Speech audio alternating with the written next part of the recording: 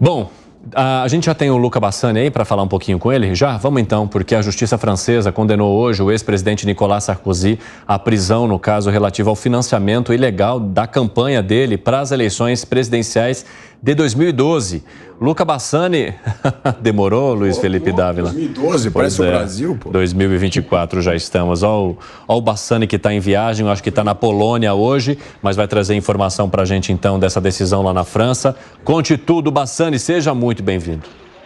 Boa tarde a você, Evandro, a todos que nos acompanham. Pois é, o ex-presidente francês Nicolas Sarkozy, ele que era do espectro conservador gaullista, foi condenado pela segunda instância já na justiça francesa por conta de ter ultrapassado o limite com os gastos eleitorais na ocasião das eleições de 2012. O limite imposto na época era de 22,5 milhões de euros e ele chegou a gastar 43 milhões de euros, portanto quase que o dobro daquilo que era permitido.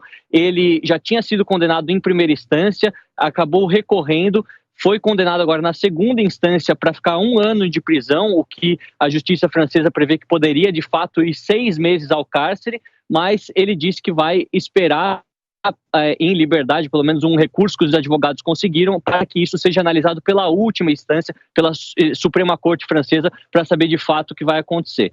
Vale a gente ressaltar que não é o único caso que corre na justiça francesa contra o ex-presidente Nicolas Sarkozy. Também tem um outro caso das eleições de 2007.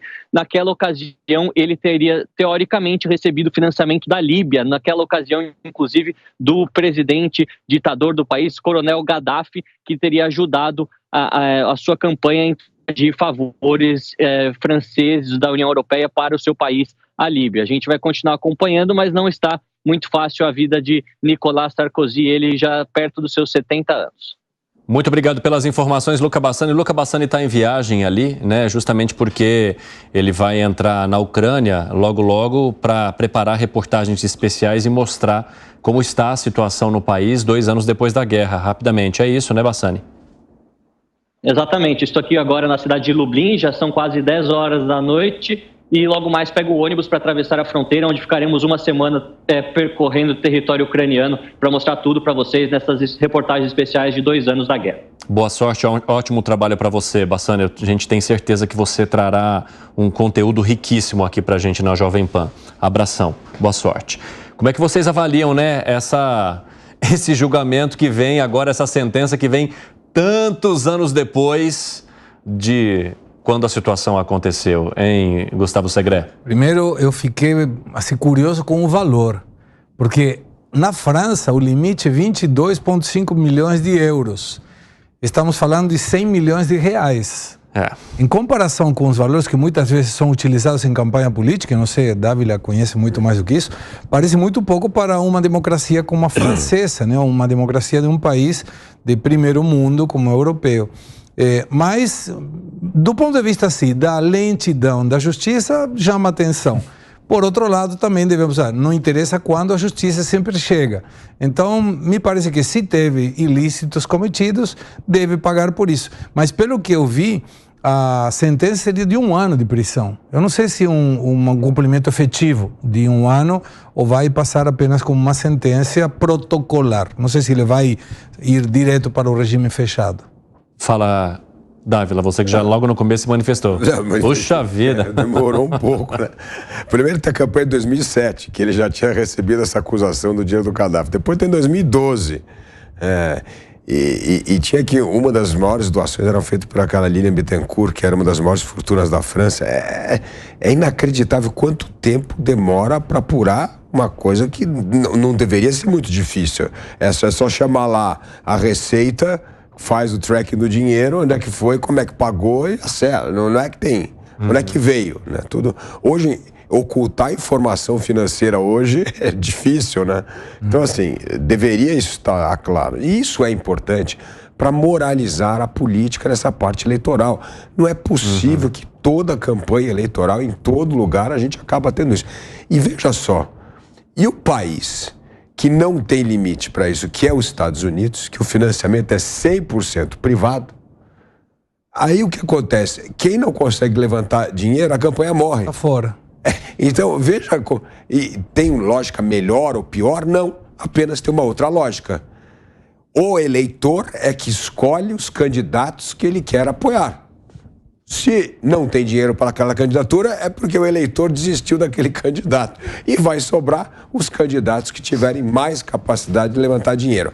Ah, mas isso pode implicar mais na frente, influência no governo. Isso é outra história. O que eu estou dizendo é assim, não existe regra perfeita de campanha. Esse negócio de 100% de financiamento de campanha é limpo, não é. Está aí mostrando a França. 100% só de dinheiro privado é melhor? Também não é. Então, não tem modelo ideal. A gente tem que parar com esse maniqueísmo, como foi a discussão no Brasil, de que dinheiro privado acaba tendo uma influência nefasta na eleição. Não é verdade. Então, isso é bom, inclusive, para retomar a discussão aqui. E a gente ter uma discussão mais madura sobre financiamento de campanha. Porque hoje o que a gente está fazendo no Brasil é pegando esse dinheiro público, dando nas mãos do presidente do partido para ele decidir como esse recurso vai ser redistribuído entre os seus candidatos. Falando um pouquinho sobre a justiça francesa e a condenação de Sarkozy, arremate, Piperno, você buscou fatos ali na sua mente quando a gente entrou nesse tema? Eu busquei, sabe por quê? O Sarkozy, ele é envolvido, ele é diretamente envolvido, aliás, ele é um dos protagonistas de um episódio muito controverso, ainda não resolvido pela justiça francesa, que num primeiro momento, inclusive, provocou a detenção do ex-superstar da bola, Michel Platini, por conta de um encontro que eles tiveram na sede do governo francês, do Palácio Élysée, enfim, um jantar em 2010, 11, por ali, 11, e naquele momento começou-se então a delinear a vitória do Catar na disputa para sediar a Copa do Mundo de 2022. Isso implicava em investimentos Qatari em Paris, na compra do PSG, na implantação de um canal esportivo chamado Bein Sport, que é uma espécie de braço esportivo lá da Al Jazeera, e o Sarkozy foi, digamos, o anfitrião dessa negociação toda, que, segundo muita gente na França, envolveu o suborno. Eita, muita coisa relembrada aí. A França votou no Catar, o que foi algo muito esquisito à época.